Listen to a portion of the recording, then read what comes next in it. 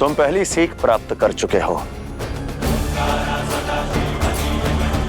आगे के गुण सीखने के लिए मेरे साथ चलो।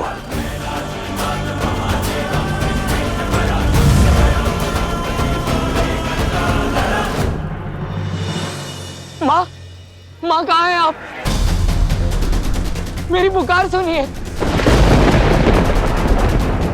माता कार्तिकेय, माता कार्तिकेय, शांत हो जाओ पुत्र। माँ, इस पट्टी को हटाइए, मेरी दृष्टि लौटाइए। माँ, मुझे कुछ दिखाई नहीं दे रहा है। शांत हो जाओ पुत्र, इस संकट का समाधान निकलेगा, शीघ्र निकलेगा।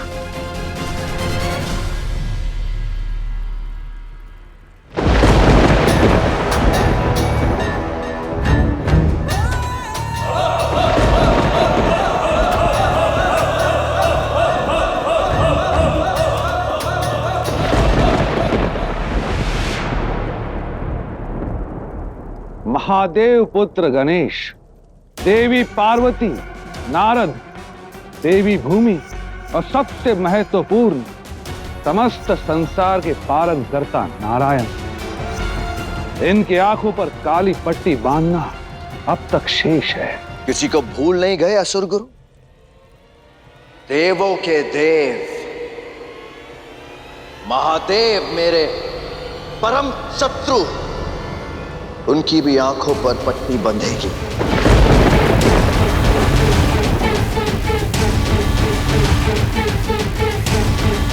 किंतु इन सब की आंखों पर पट्टी बंधेगी कैसे गुरुदेव? कैलाश जाकर, कैलाश जाकर, कैलाश जाकर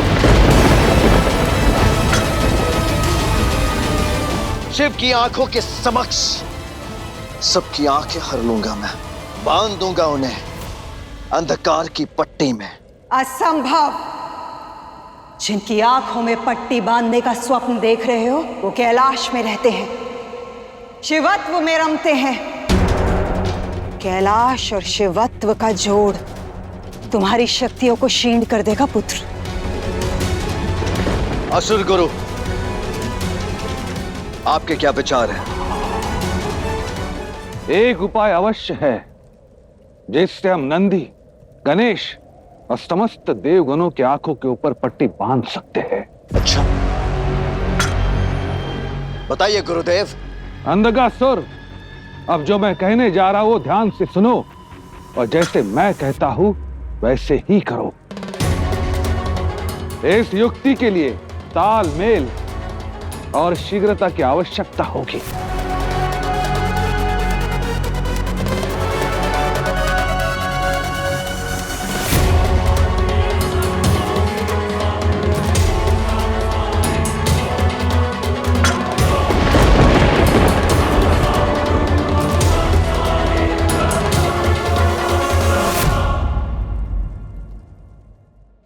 करो प्रहार।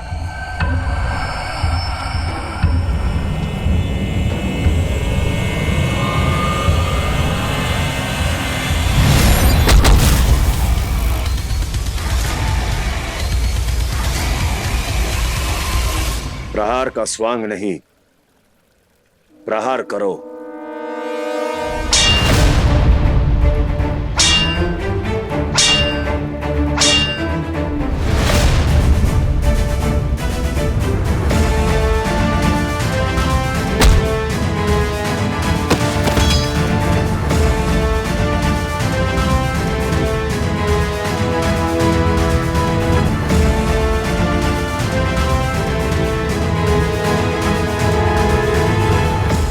अपनी हार का कारण समझे।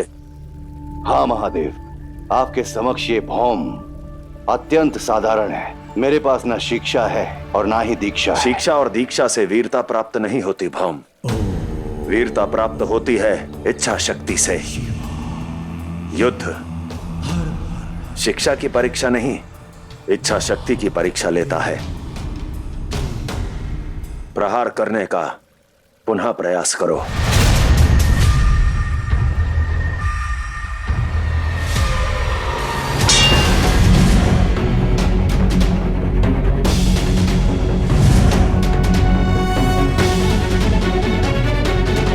अति उत्तम, शीघ्र सीख गए।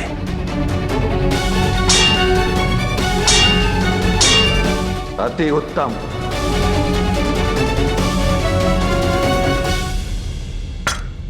इसे इस स्थान पर रखो, उसे उस स्थान पर, इसे इस स्थान पर। इन सब से क्या होगा असुर गुरु? अंधकासुर समस्त पृथ्वी के ऋषि मुनि मनुष्य, यहां तक कि देवगण भी इस अंधकार के कारण दृष्टिहीन हो गए हैं और सभी ने इस अंधकार का काट खोजने हेतु साक्षात महादेव का द्वार खटखटाया है और सब शिवालय जाकर शिवलिंग पर जल अर्पण करना चाहते हैं, किंतु वो ना जल चढ़ा पाएंगे ना इस पीड़ा से मुक्त हो पाएंगे।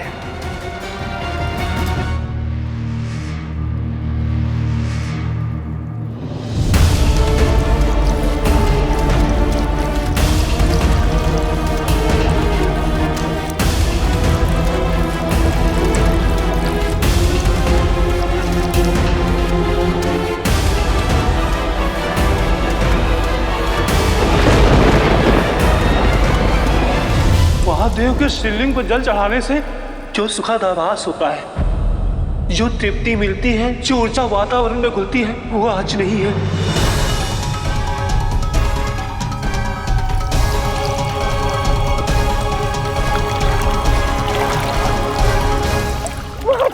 महादेव कहाँ चले गए महादेव?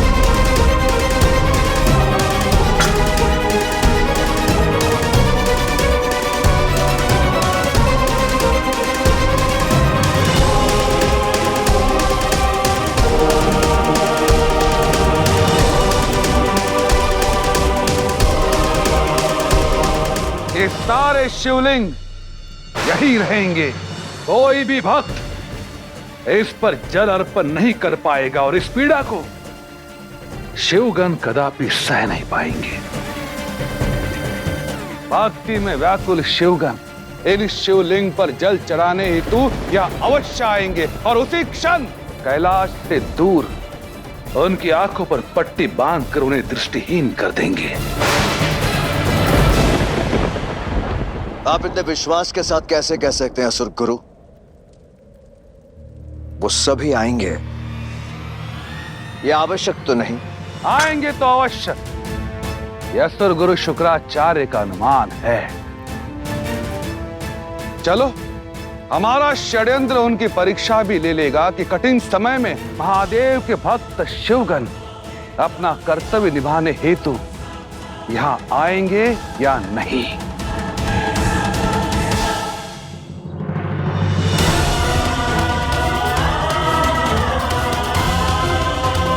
महादेव कैसा अनर्थ हो गया? कोई दुष्ट हमारे शिवलिंग ले गया, ना हम आपको जल चढ़ा पाएंगे, ना अपनी आस्था को संतोष दे पा रहे हैं। अब कहाँ खोजे आपको? अब कैसे पाएंगे आपका आशीर्वाद? हमें क्षमा कर दीजिए महादेव। माता, प्रश्न शिव भक्ति पर उठा है तो उत्तर भी शिव भक्त ही देंगे। हम जाएंगे शिवलिंग पर जल चढ़ाने। नहीं नंदी, ये अवश्य ही अंधकासुर का कोई षड्यंत्र है। यदि तुम सब वहां गए तो वो तुम्हारी आंखों पर भी अंधकार की पट्टी डाल देगा। तुम सबका जीवन भी अंधकारमय हो जाएगा। माता, जिसके हृदय में शिवत्व का सूर्य उगा हो, उसे अंधकार का क्या भय? महत्वपूर्ण यह है कि शिवलिंग पे जल चढ़ाना, उसके लिए हमारी आंखों पर पट्टी बंधे तो बंधे।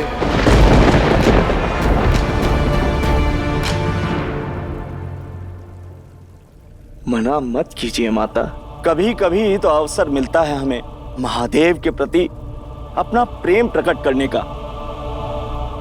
मैं तुम सबकी भावना को समझती हूँ, किंतु ये समय अपने प्रेम का प्रमाण देने का नहीं है। तुम सब जानते हो और महादेव भी जानते हैं कि ये अवश्य ही अंधकासुर की कोई चाल है तुम सबको फंसाने के लिए। हम जानते हैं माता, फिर भी हम चाहेंगे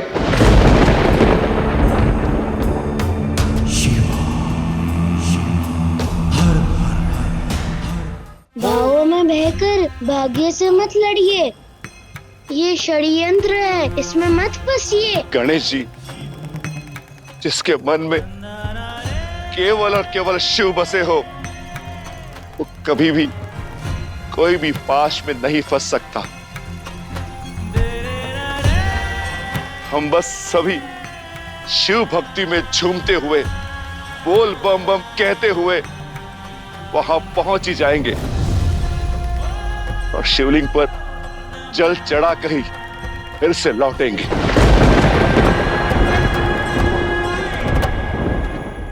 अब नंदी और उन शिव गणों की भक्ति ही उनके अंधे होने का मार्ग प्रशस्त करेंगी। वो आएंगे तो ये शिवलिंग खोजने, पर जाएंगे तो अपनी दृष्टि खोकर। उनका भी अंधकार में स्वागत है, स्वागत है, स्वागत है।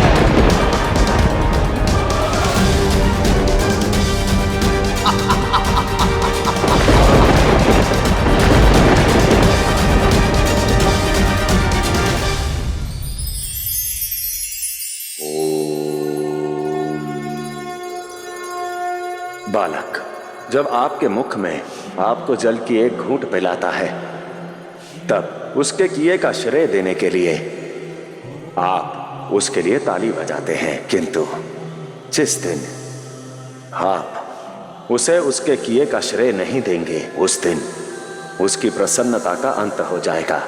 यह केवल बालक ही नहीं, हर मानव का आचरण है। जीवन में सुख और संतुष्टि चाहते हैं तो श्रेय लेने की इच्छा त्याग दीजिए। फिर देखिए कैसे आपका परिश्रम और आपका लगन आपको सफलता के शिखर तक पहुंचाता है।